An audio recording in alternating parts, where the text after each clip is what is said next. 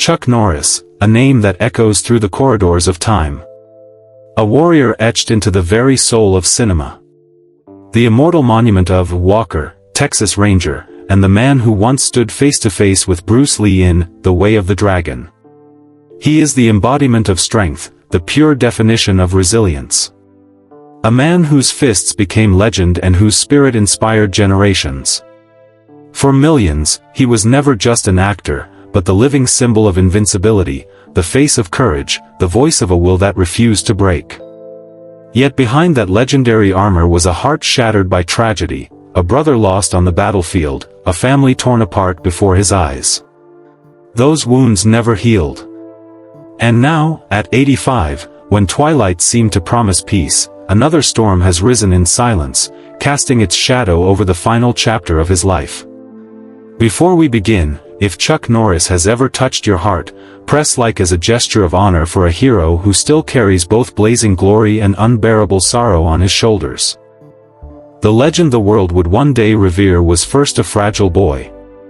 Chuck Norris's story did not begin on a grand stage, but in the dim, suffocating corners of a broken home, where every creak of the floorboards carried dread, where night brought not rest but the heavy weight of fear, and where survival, not childhood, became his only companion.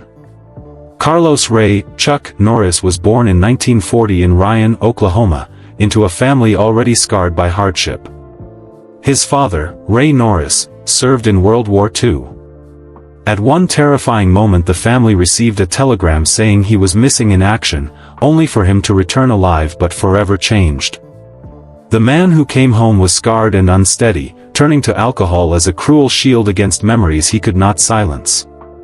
Each drink drained away the kindness of a father and replaced it with storms of anger so frightening that his wife and 3 boys felt like prisoners in their own house, walking on eggshells, never knowing when the next outburst might erupt. In his memoir, Against All Odds, Chuck would later write with haunting honesty that his father became a negative role model, someone I never wanted to become. His mother, Wilma, became the pillar holding the family together with little more than faith and courage.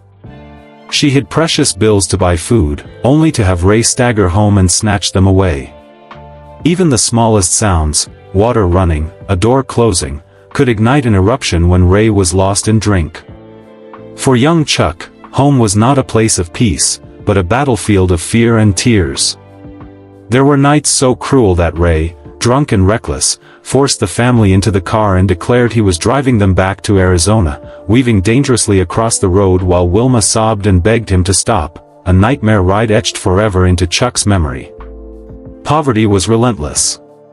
His only role models were the cowboys on Saturday matinees, which he could only afford when he had an extra dime.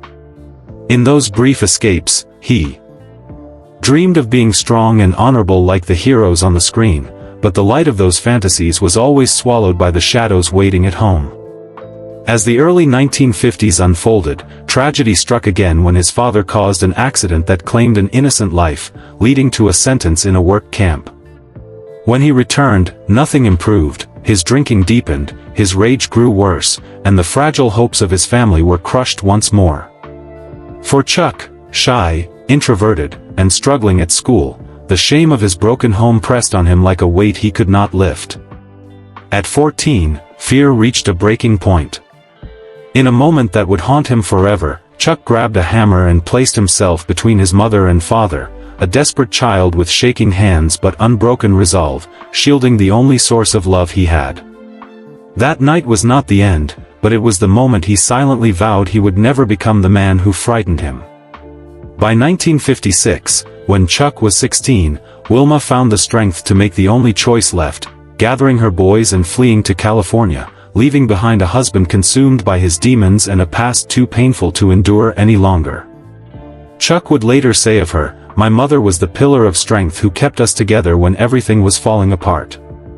Indeed, she became the light that guided him through the darkness, a light that gave him the will to endure and to believe there was something better beyond the misery he had known. Out of the shadows of a heartbreaking childhood, Chuck Norris searched desperately for a place where discipline could silence the chaos inside him. In 1958, at just 18 years old, that search led him to enlist in the United States Air Force. Stationed in South Korea, he came face to face with martial arts for the very first time. The shy, introverted boy who had once walked the halls of school feeling invisible now stood before the disciplined world of Taekwondo and Judo. His first steps were clumsy and awkward, but something inside him stirred, a recognition that this was the path where weakness could be broken down and rebuilt into strength, where fear could be beaten back into resilience. He practiced with relentless intensity, falling again and again on the mats of Ozan Air Base, yet always rising with the aching determination never to feel powerless again. Later, Chuck would recall, "I was a very shy kid, not much of an athlete, not a standout in school. But martial arts gave me an identity. It gave me a reason to believe in myself." That fragile seed planted in Korea grew into the fire that would define his life. When his service ended and he returned home to California in 1962, he carried with him not only the discipline of a serviceman but also a burning obsession with martial arts. Determined to transform this passion into a livelihood, he became a military police officer, then took a leap of faith by opening his very first karate school, a modest storefront where he taught a handful of students while scraping to pay the bills. The room was often nearly empty, the floorboards echoing under his own footsteps as he swept the mats and waited for students who sometimes never came, a heartbreaking reminder that dreams are not built overnight. Money was scarce. Doubts were loud. Yet Chuck's belief in the art and in himself never wavered. Because in his heart, he knew he was fighting for more than survival. He was fighting to forge a future. By the early 1960s, he began entering karate tournaments, determined to test himself. But the results were devastating at first, crushing defeats that left him bruised, humbled, and haunted by the fear that maybe he would never be good enough. Each loss was a cruel teacher, a devastating echo of his childhood powerlessness. But instead of surrendering, Chuck returned to the dojo night after night, drilling every kick, every strike, every stance, until his body became a weapon sharpened not by natural talent but by sheer willpower. Between 1964 and 1967, the setbacks were painful. But those very defeats forged the steel of his character, hammering him into something unbreakable. Then, in 1967 at 27 years old, Chuck Norris captured his first major championship. What followed was extraordinary. He began to dominate the karate circuit with relentless precision, holding the title of professional middleweight karate champion for 6 consecutive years. Yet his rise was never measured in trophies alone. It was measured in the transformation of a boy once paralyzed by fear into a man defined by discipline, perseverance, and unshakable resolve. He established multiple karate schools across the United States, and in each one, he taught more than just kicks and punches. He taught respect, perseverance, and inner strength, values that inspired countless young students who, like him, were searching for a way to rise above their own hardships. Chuck would later confess, "Every defeat hurt, but each one pushed me closer to the man I wanted to become. I realized that losing was only permanent if you quit, and I wasn't going to quit." What began as the fragile dream of a poor, frightened boy had become a living reality, a legacy being built strike by strike, day by day. From the dusty mats of karate tournaments to the unforgiving glare of Hollywood's lights, Chuck Norris's rise into film was anything but effortless. His greatest turning point arrived in 1972 when, at just 32 years old, destiny placed him opposite Bruce Lee in The Way of the Dragon. Their legendary showdown inside Rome's Colosseum was more than a fight, it was the clash of titans, the meeting of two worlds. Audiences gasped at every strike. Yet behind the glory, Chuck carried a haunting fear that history might remember him only as the man Bruce Lee defeated. What could have become a shadow of humiliation instead turned into a springboard to greatness. For audiences did not forget his intensity, his precision, his sheer presence, and Hollywood could not ignore the arrival of a new force. Still, the path ahead was cruel and uncertain. Success in cinema was never guaranteed. After that explosive debut, Chuck faced the brutal reality of Hollywood in the late 1970s, a battlefield crowded with giants like Sylvester Stallone and Arnold Schwarzenegger. His films often stumbled before finding their ground, leaving him to fight not with his fists but with patience and relentless perseverance to prove that his voice and vision belonged.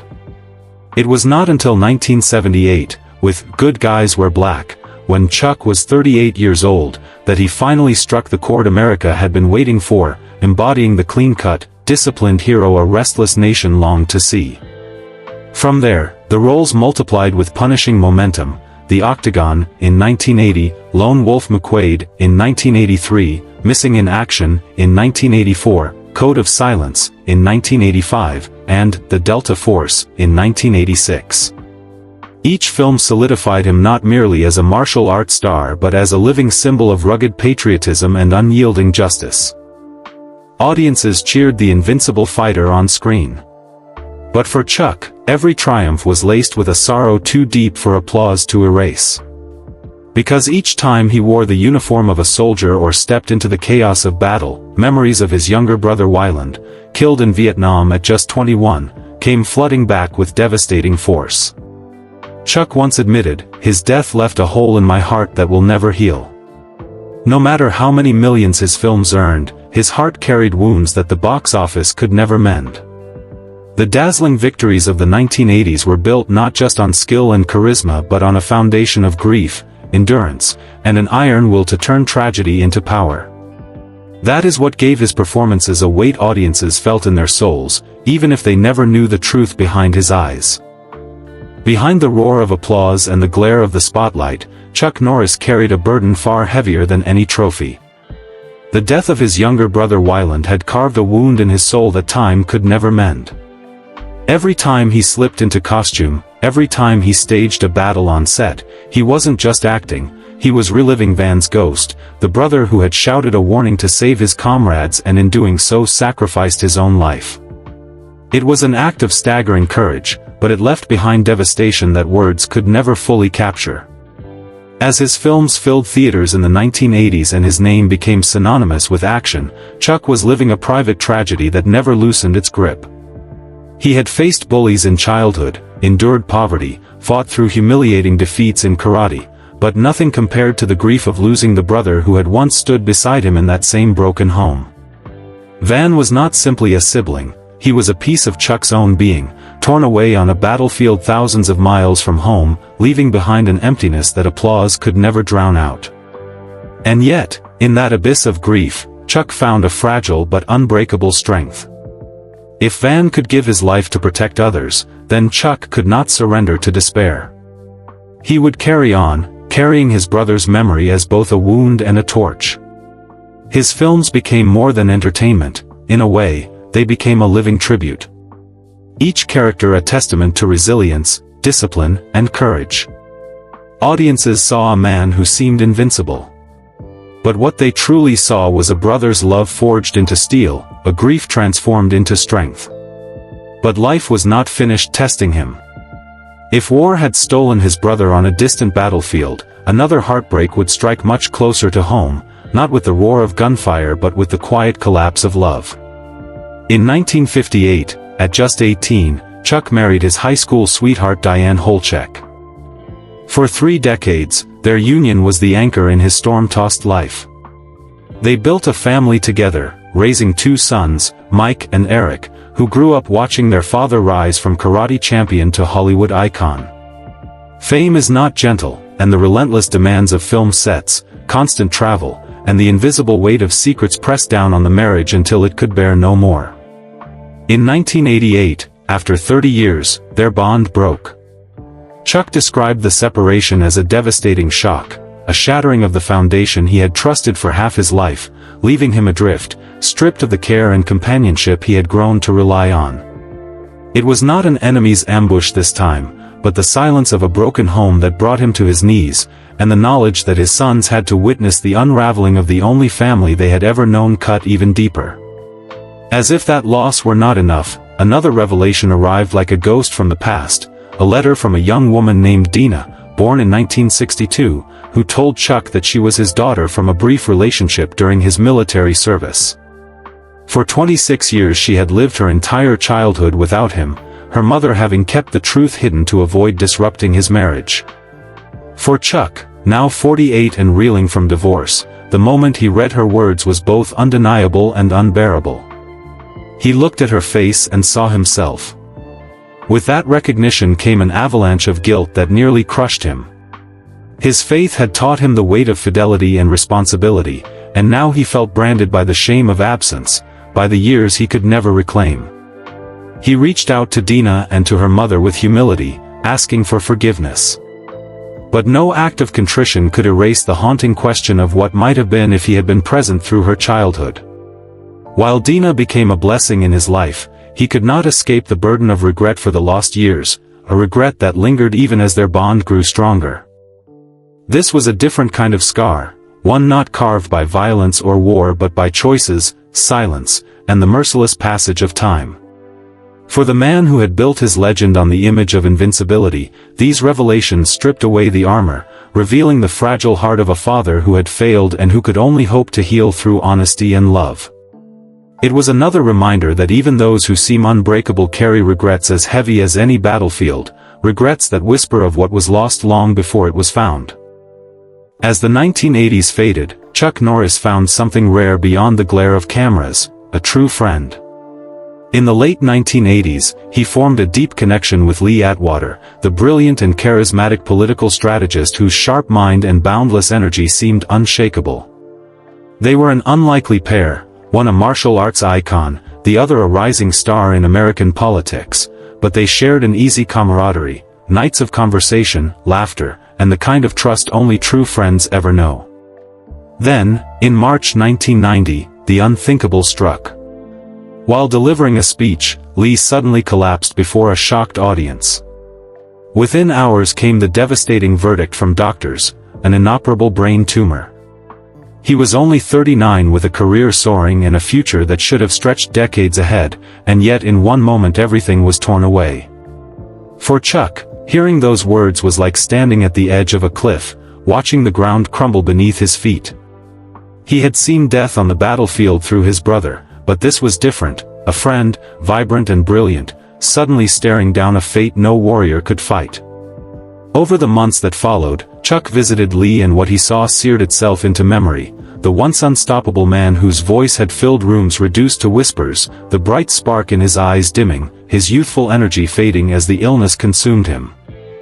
Chuck later described one visit in particular when he leaned down and kissed his friend's forehead, then walked out of the room and broke down in tears, overwhelmed by the cruelty of watching someone so alive unravel so quickly. In March 1991, just a year after his collapse, Lee Atwater died at the age of 40.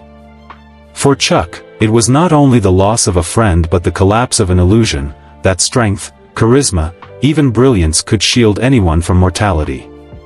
If it could happen to him, it could happen to me, Chuck admitted, a chilling realization that stripped away the last layers of invincibility he once believed in. And yet, even as grief deepened, a new chapter began that would immortalize him forever. In 1993, at the age of 53, Chuck stepped into the role of Cordell Walker in Walker, Texas Ranger. For 8 unbroken seasons until 2001, he embodied a Texas lawman whose fists of justice and unwavering morality became household symbols across America and far beyond. The series was broadcast in over 100 countries, transforming Chuck Norris into a global icon. His name became synonymous with strength, honor, and invincibility. Children looked up to him as the hero who could not fall. Adults admired the calm discipline of his presence. And even as parodies and jokes spread across pop culture, they only magnified the depth of his influence. Yet even at this radiant pinnacle, the cruel truth endured, fame could not erase grief, applause could not silence memory. Though he stood taller than ever before, Chuck Norris still carried the invisible scars of every loss and every sacrifice that had paved his path to glory. To fans, Chuck was still the indestructible hero of Walker, Texas Ranger.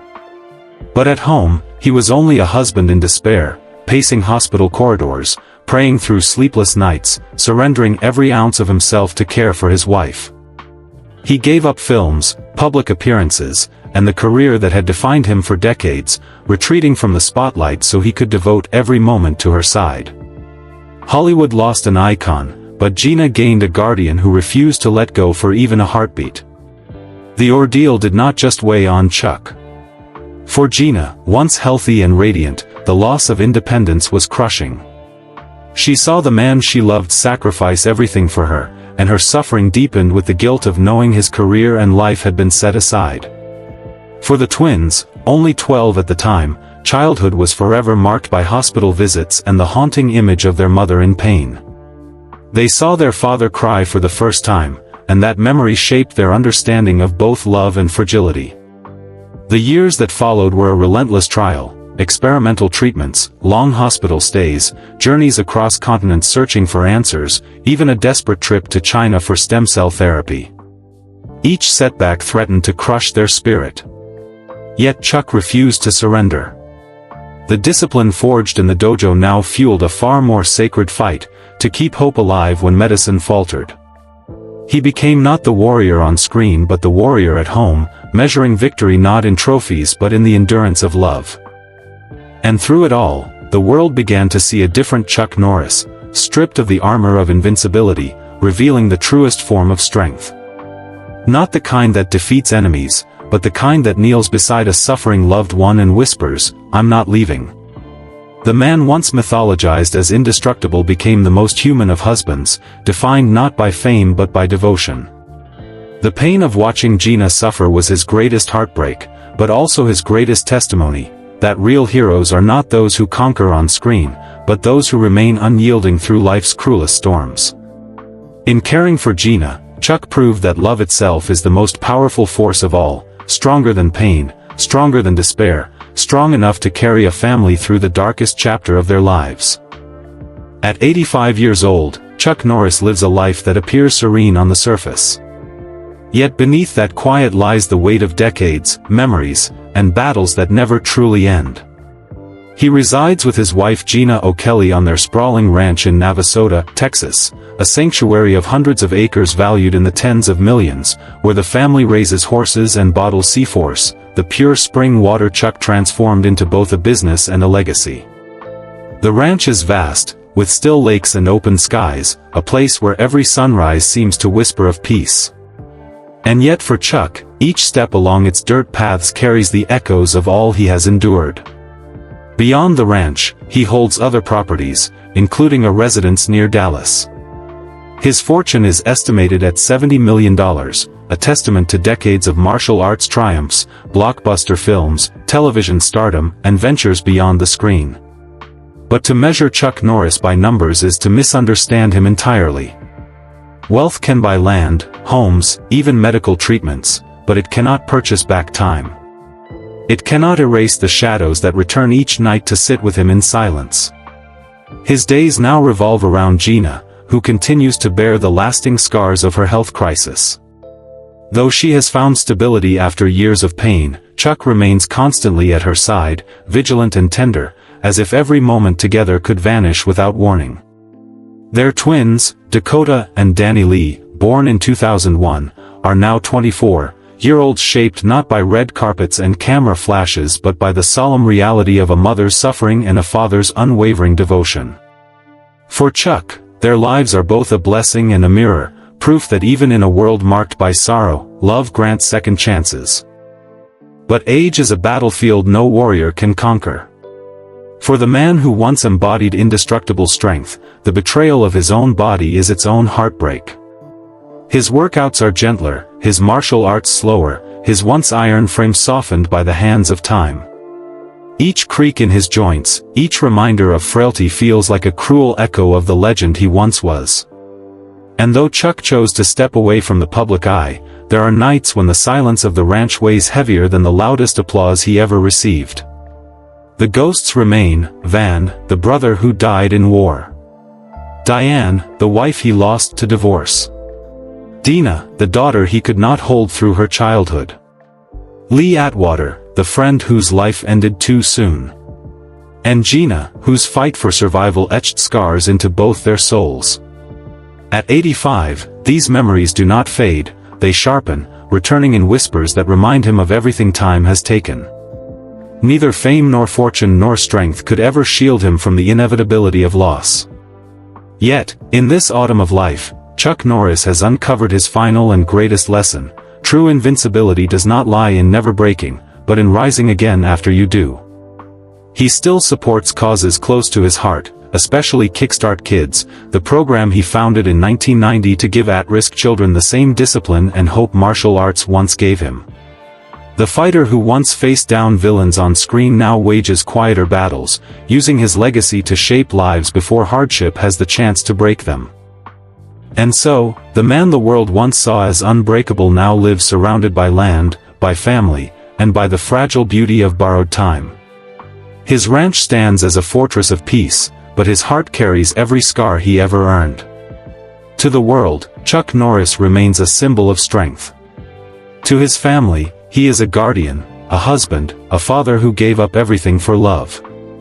And to himself, he is a man who has learned that even legends must bow to time, but that dignity, devotion, and love can turn even the darkest years into a story of light. If Chuck Norris has ever inspired you, if his triumphs and tragedies have touched your soul, honor him now.